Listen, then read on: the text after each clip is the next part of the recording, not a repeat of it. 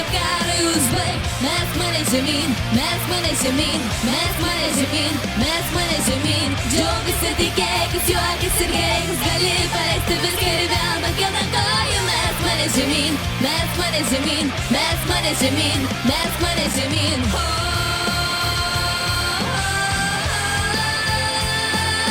Mesk mane žemyn, mesk mane žemyn, mesk mane žemyn, mesk mane žemyn.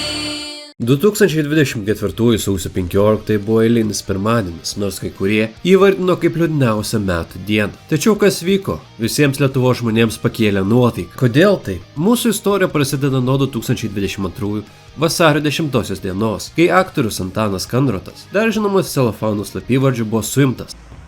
Tai palaukit man žmoną valgyti dar.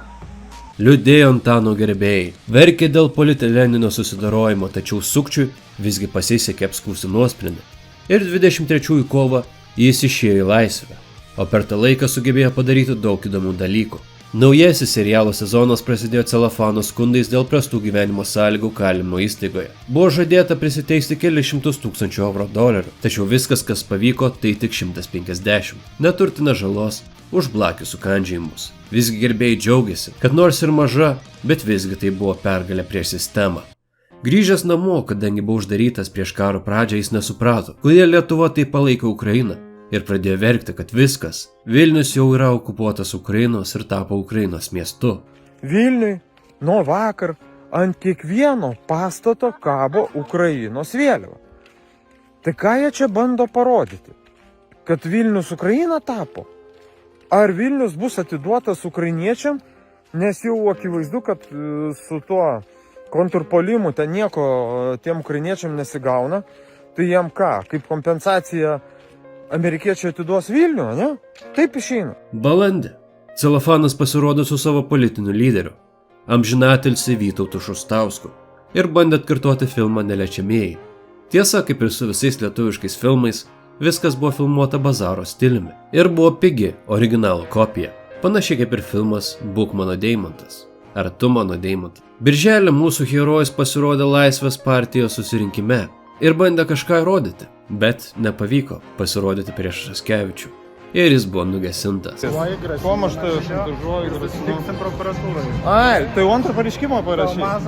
Su anuo nepaėjo, ne? Su anuo nepaėjo. Gerai. O čia tikrai, čia yra viešas renginys. Aš noriu įstoti į partiją, aš dar neįstojau į partiją. Taip, taip. Ir sakom, baudžiakas. Baudžiakas. Čia, tai kam baudžiakas, Laisvės partija, aš tai vėl nekaltas. Tai va.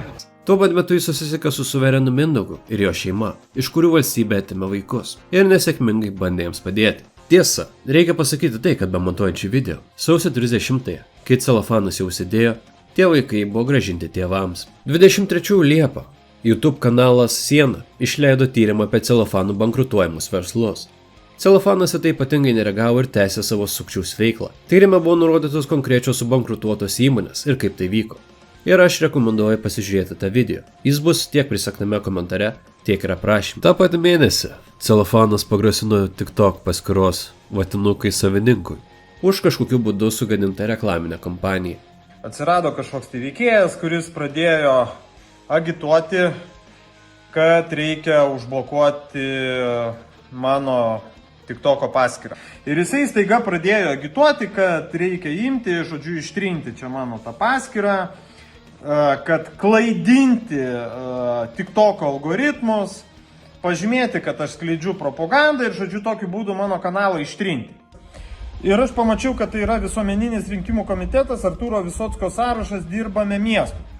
Pasiskambinau su Artūru Visocku, pažįstu asmeniškai, tiesiai paskambinau jam į mobilų, sakau, žiūrėk, Artūrai, va yra tokia situacija, su visa pagarba tave labai gerbiu, bet, nu, va, žiūrėkit, tavo tarpe yra toks žmogus, kurį aš dabar ketinu teisiškai labai, nežinau, gal jam neskaudžiai bus, aš nežinau, kokia jo yra finansinė padėtis.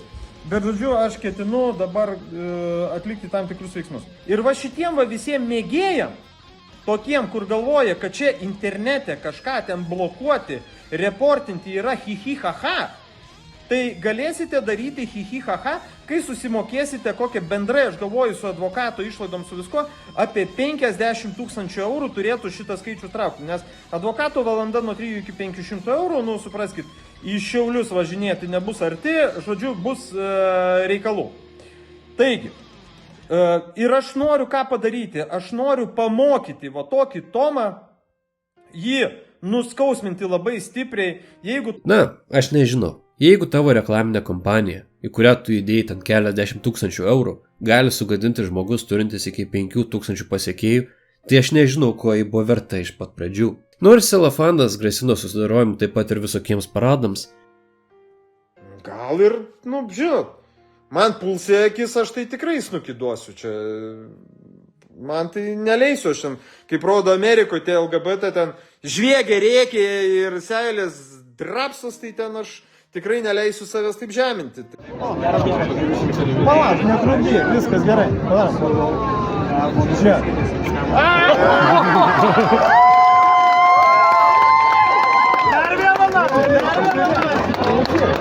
Tačiau gavęs bučinį nuo Raskevičiaus netgi pralinksmėjo.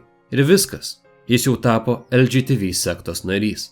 Kaip sakoma, LG, life's good. Taip šis susitikimas paveikė Antaną, kad jis pradėjo eiti LGTV atstovo akcijas ir su laiku nešiotis Pride vėliavas. Netgi bandė prasukti deginimo performansą. Gaila tik, kad Celofanas nežinojo, kad vėliavos nedega. Bet net ir tai jo bandymų nesustabdė. Nuo Raskevičiaus jis gavo ir gebėjimo atrasti kito žmogaus orientaciją. Jūsų kanale paėmiau viešai pakėliau klausimą, kad LGBT buvusi narė, tarkim buvus, tai patikėsim. Jūs kalėjime sėdėjot. Tai... Rugpjūtį Celofanas teigė įkūręs partiją Mes Lietuva, tačiau ji nebuvo registruota. Ji techniškai neegzistuoja. Tačiau vienintelis dalykas, kurį visi pastebėjo, buvo tai, kad logotipas nukopijuotas nuo KFC restorano. Rugsėjį Selas pradėjo skelbti savo kandidatūrą į Lietuvos Respublikos prezidentus ir įsirašė tarp puikių kandidatų. Deja, jo norui būti Lietuvos prezidentu nebuvo lemta išsipildyti. Gruodį jis pateikė Vyriausiai rinkimų komisijai dokumentus dėl kandidatavimo prezidento rinkimuose ir tuo pačiu bandė atsidaryti prezidentinę sąskaitą. Tačiau dėl prieš tai vykdytų nusikaltimų ir įtarimų riaušių byloje niekas netidarė Celofanui sąskaitos ir už tai jis pradėjo grasinti teismais už politinį bankų susidarojimą ir kandidatinės sąskaitos netidarimą. O iš kitos pusės politelenas tiesiog skubėjo, kad gautų teisinę liečiamybę. Kas jam irgi nepavyko.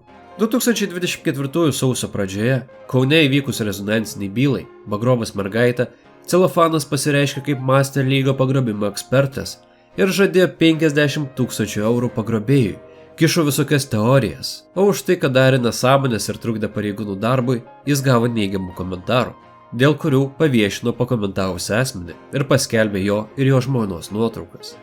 Ir teigia, kad jis susijęs su pagrobimu, taip padarydamas reputacinę žalą, nes postas buvo pasidalintas virš 8000 kartų. Ar visos pasidalinusios paskyros tikros nėra jau svarbu, nes žala jau buvo padaryta. Taip pat jis paviešino ir kitą visiškai nesusijusią asmenį. Streamo metu, kuris vyko kelios valandas prieš atrandant mergaitę ir jos pagrobėją, Celofanas apie pareigūnų darbą atsiliepė taip. Suprantat, vat grinai dabar yra jie tam darbi. Ir normalūs policininkai, kurie davė priesaiką Lietuvai, jie velniop išėjo iš tos policijos. Tie, kuriem jau buvo amžius, kad galėjo išeiti, kiti dirbo, jau gali išeiti pensiją, bet vis tiek dar dirbo. Išėjo velniop.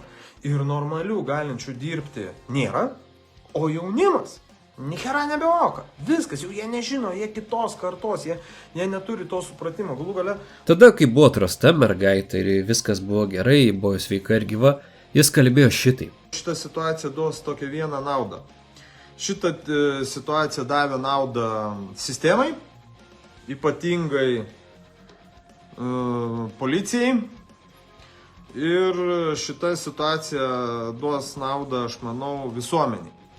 Aišku, žiauriai gaila, kad ačiū Dievui, kad ta mergaitė iš tikro išgelbėta. Aš pats ir man, kaip sakė, kad su kiekviena minutė mažėja tikimybė, kad jinai bus gyva. Reikia paminėti ir tai, kad dieną prieš tai pagrobimo ekspertas pasirodė kartu su Janutina ir Skverneliu ir kalbėjo apie visas versijas, kaip mergaitė jau galėjo būti nebe šiame pasaulyje. Tačiau kaip geras aktorius jis čia nebaigė. Sausio 13-osios minėjimo metu jis surengė cirką, kuris prasidėjo rusiškai žodžiais pajechali. Performansų metu buvo ištimtas policijos pareigūnų. Minė džiaugiasi, kad pavyko ištempti celofaną. Ir jis savo streamo metu skundėsi, kad liaudis jo nepalaiko, kad Landsberginių šaika čia viskas stumia ir kad čia viskas, kaip sakant, yra surežisuota. Jį iš tikrųjų palaikė, ten tik kameros buvo nukreiptos kitur. Na, o galiausiai atėjo sausio 15. Aktorius buvo suimtas. Tačiau jis stengiasi kiek įmanoma įaudrinti mašinoje buvusią žmoną ir vaikus. Bandė kiek įmanoma įsilaikyti, tačiau policininkai vis dėlto paėmė celofaną perdirbimui. O jo vaikai buvo nuliūdę ir šiek tiek sutraumuoti dėl tėvo pasirodymo ir kad dėl jo kaltės negalės gauti skanių McDonald's mėsainių. Viskas gerai, viskas gerai, viskas, aš sėsiu už vairo. Celofanas pristatytas į Kauno tardymo izoliatorių, iš kurio po tam tikro laiko buvo pervežtas į pataisos namus. O apeliacinis teismas tą pačią dieną, sausio 15, atmetė Kandroto skundą. Jis buvo liko pripažintas kaltu byloje dėl sukčiavimo dideliu mastu, didelės vertės turto iššvaistymo ir apgaulingo buhalterinės apskaitos vedimo. Šios aferos metu Celofanų ir jo bendrininkų pastangomis buvo pasisavintas bendrovės MDK Logistika turtas, siekiantis 321 000 eurų. Ta pačia diena, bet jau dėl kitų finansinių nusikaltimų, dar vienoje byloje apeliacinis teismas Celofanui skyrė realų metų ir 3 mėnesių laisvės atėmimą. Ir bendrai jam grėsė 4 metai kalėjimo. Deja, reikia pasakyti tai, kad pareigūnai su Antanu elgėsi švelniai. Ir nors labai sunku, mes turime suprasti ir atleisti jiems už susilaikymą nuo jėgos naudojimo. Jie dirbo profesionaliai ir taktiškai. Visi, kurie žiūrėjo, kaip tas vyko, matė, kad Celofanas nevykdė teisėtų jų reikalavimų. Celofanų gerbėjai verkė, kad mūsų herojus sumuštas, buvo naudota perteklinė jėga, mes gyvename Šiaurės Korėjoje ir taip toliau. Tačiau policija paskelbė, kad tyrimas dėl pareigūnų veiksmų sulaikant Kandrotą nebus pradėtas. Ir iš vaizdinės medžiagos matosi, kad nebuvo naudotas perteklinės jėgos. Dienos pabaigoje bent kartą gyvenime sukčių pagauna ir pasodina ilgam, ar bent jau kuriam laikui. Kaip sakė amžinatilsį James McCaffrey, nesvarbu, kiek laiko leisi lipdamas iš skylės, bet kada gali akimirksniui kristi atgal. O tauta Antanui linki tik vieno.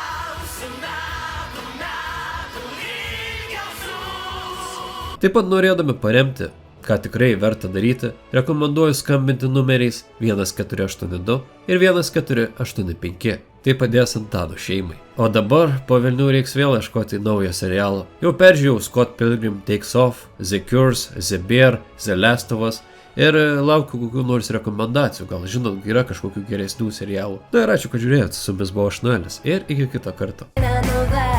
Eik pas mamą, prie juoktis tave prives, tad viskas bus gerai.